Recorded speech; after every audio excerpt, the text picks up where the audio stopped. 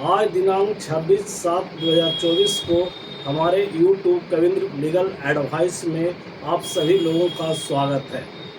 मैं आज संविधान के बारे में इस वीडियो में चर्चा करेंगे। संविधान क्यों बनाया गया है। पॉइंट नंबर 1, संविधान हमारे देश के लिए क्यों जरूरी था। पॉइंट नंबर 2, और संविधान की रक्षा करना क्यों जरूरी है। Point number 3।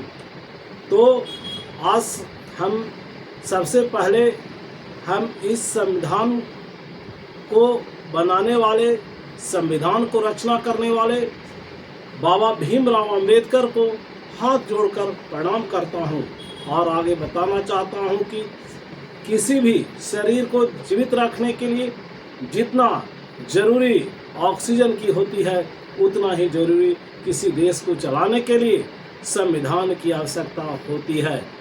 हमारा देश 15 अगस्त 1947 के पहले अंग्रेजों का गुलाम था। हमारे ऊपर करीब 200 वर्षों तक अंग्रेजी हुकूमत रही और उनका कानून चलता था। जब हमें आज़ादी मिली तो उस समय हमारे देश में हमारा अपना कोई संविधान नहीं था।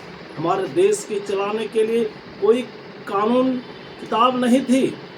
जब इसीलिए पॉइंट नंबर 1 क्यों अब हम विश्लेषण कर रहे हैं, किसी भी सभा को, समाज को संचालन के लिए कुछ नियम कायदे की जरूरत होती है।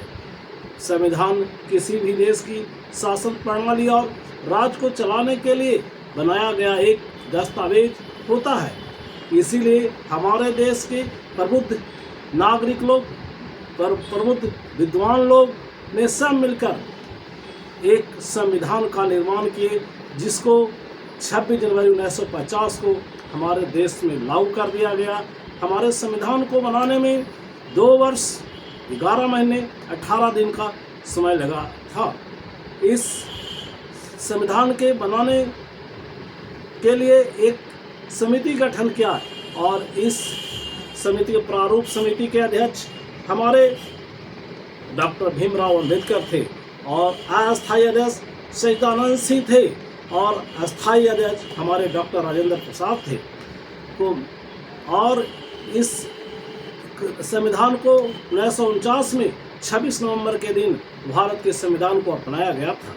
किसी भी दूसरा पॉइंट नंबर 2 कि पॉइंट नंबर 2 संविधान हमारे देश के लिए क्यों जरूरी है। किसी भी देश के सुचारू रूप से चलाने के लिए संविधान की आवश्यकता पड़ती है, जो सरकार की मूल संरचना और उसके कार्यों को निर्धारित करता है, जो सरकार के अंगों तथा नागरिकों के आधारभूत अधिकारों को परिभाषित तथा सीमांकित करता है।